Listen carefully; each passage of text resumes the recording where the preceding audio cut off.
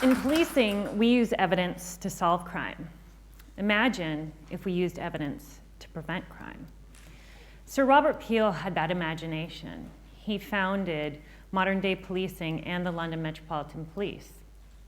His primary mission was to reduce crime and disorder, and whose success would be based on the absence of crime and disorder and not on police activity itself. Today, ironically, the gauge of an officer's success is that activity: arrest, citation, searches, and stops. A good day in policing is when I've hooked and booked all day long. But police, our interventions in people's lives have impacts that are far-reaching and often have negative consequences that harm our communities, our economy, and sometimes our very humanity. When I had about 3 years on in patrol, my partner and I responded to a domestic violence call. And when we got there, the couple was on the doorstep, Dwayne and Stephanie. And because of the call and Dwayne's size, I took him, searched him, and put him in the back of the squad car. And he understood. He was polite and compliant and understood I was trying to keep everybody safe. And I went back and I talked to Stephanie, and Stephanie told me that her and Dwayne had been fighting all day long, and that the fight had accumulated with him grabbing her by the shirt and throwing her down the stairs, ripping her shirt in the process. Stephanie showed me bruises that were in healing stages and cuts that had been scabbed over, evidence that those injuries didn't occur on that day. My partner and I searched the house and we couldn't find a shirt anywhere. So my partner took their oldest child, who was 10, to talk to him, and I went back to Dwayne. And Dwayne told me that yes, he and Stephanie had been fighting all day, that they were running out of money and food, and Dwayne was unemployed.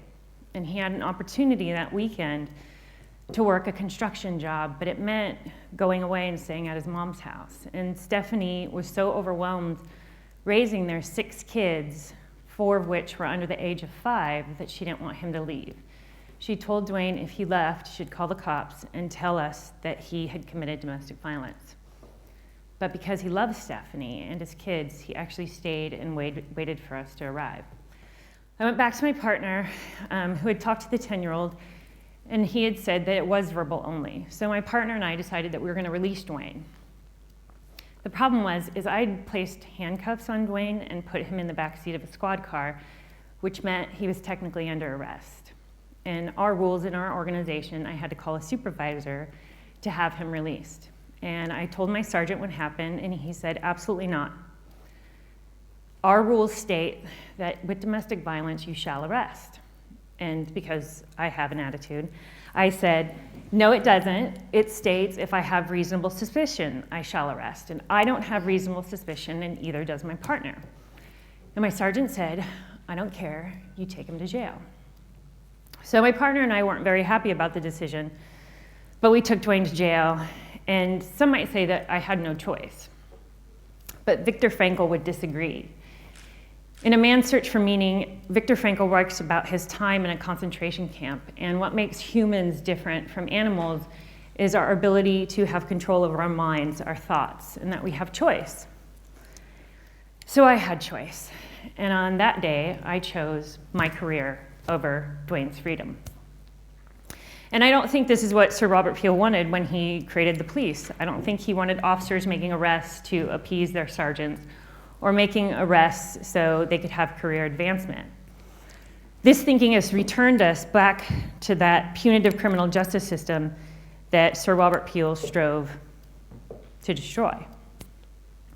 Because now, due to tough on crime politics and the war on drugs in the United States, we have steadily increasing sentence lengths.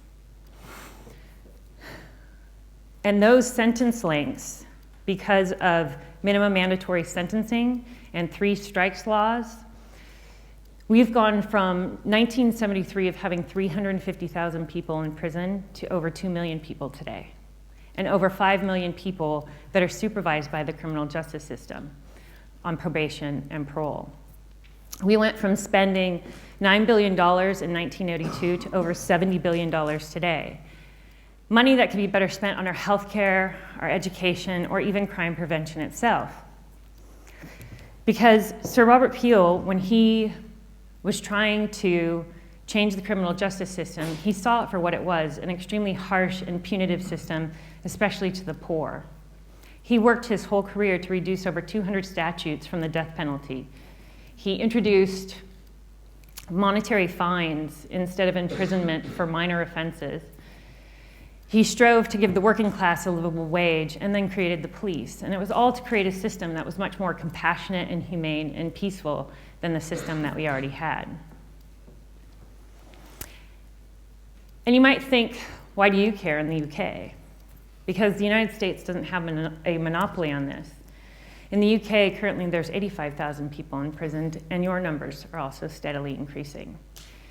And these numbers aren't increasing because there's a huge increase in crime. That's a minor part of those numbers. It's increasing because we've increased our sentence lengths.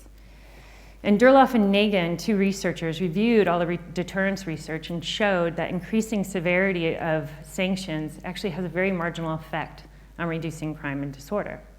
Yet we still continue down this path.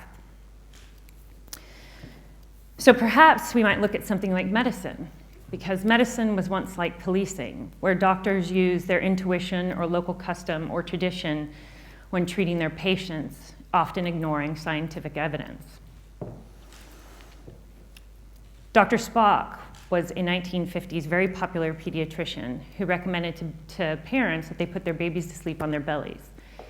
And although his advice was benign, because his intention was to do no harm, the outcome was detrimental. He could not see individually his advice, the outcome that it had on his patients. But when they aggregated all the data and they started showing that there was an increase in infant deaths, the only thing they were able to correlate it to was sleep position for the babies. And so began the Back to Sleep campaign, and immediately infant deaths started to drop off. Today in hospitals, they have evidence-based practices. And the culture of hospitals and doctors is to follow science, to follow evidence, to use clinical trials to figure out what works and what doesn't work in medicine. And like Dr. Spock, in policing, we too have that Achilles heel. We're now beginning to figure out what works and what doesn't work in policing, some of which random patrol policing doesn't work to reduce crime and disorder. We know that increasing sanctions doesn't reduce crime and disorder. Programs like Scared Straight and boot camps doesn't work to reduce recidivism. But yet proactive policing that's focused on a place rather than a person works to reduce crime and disorder. Hotspot policing, where officers focus their proactivity on a small geographic high crime area, works to reduce crime and disorder. And programs like Project Hope, where drug offenders are given social support and immediate short-term sanctions for dirty drug tests, work to reduce recidivism. And even knowing all of this, and there's much, much more research besides that, we have yet in both the US and in the UK to institutionalize evidence-based practices. Now, I'm not advocating that we stop arresting, because obviously I wouldn't have a job.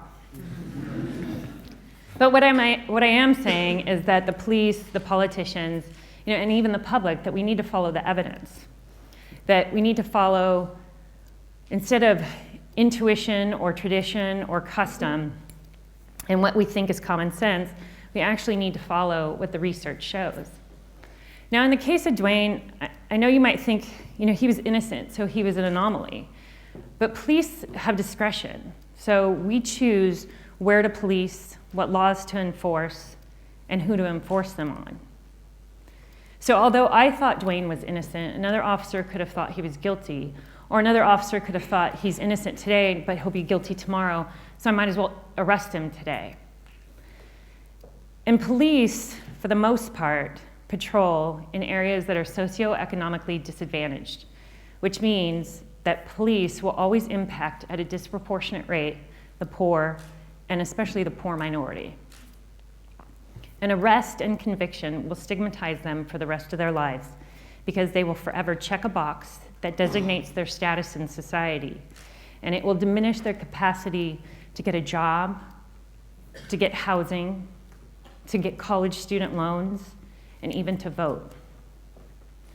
So forever, they will be paying for their crimes.